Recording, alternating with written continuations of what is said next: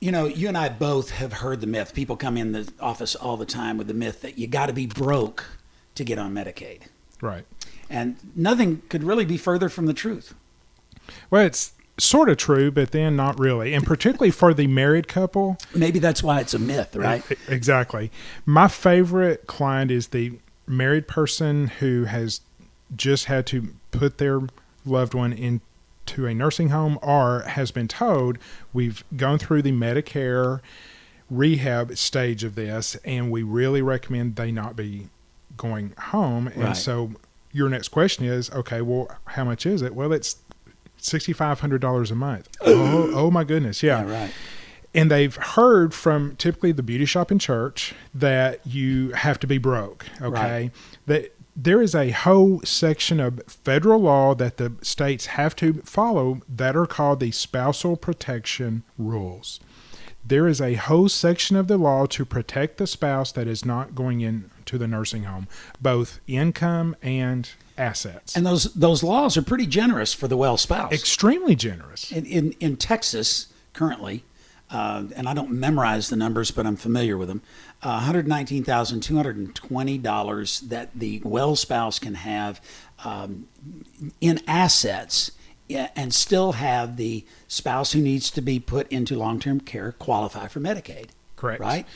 And I mean, it's not a huge amount of money, but I think it's a lot more money than people envision when they hear that church/beauty shop mirror or myth about the fact that you got to be broke to qualify. $2,000. Everybody knows the number $2,000. Right. Well, with a couple, that is for the spouse going into the nursing home. The other spouse gets to keep the, basically $120,000 if it is half typically. So Right. if you start out with $200,000, the well spouse gets $100 that is absolutely protected. It's that other $100 that has to be spent down below $2,000.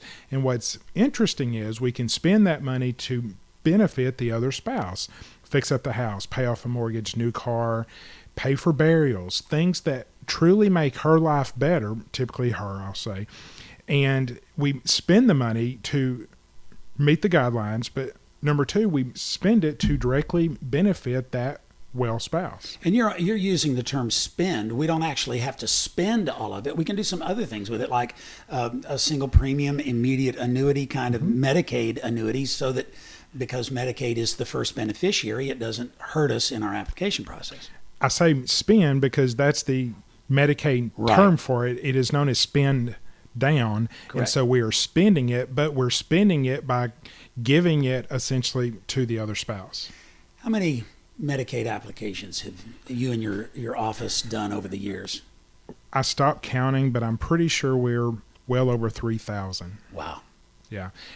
And then there is also income. So Sure. the well spouse gets to keep basically $2,000. If their income is not $2,000, we pull income from the spouse in the nursing home, give it to the well spouse to get them up to $2,000. However, they are not capped at $2,000. Right. If their income is higher, they get to keep all of their income. Now, the limit really, I think the one that most people are most concerned about is the limit on the spouse who needs long-term care. Right. $2,199 a month, the Texas number.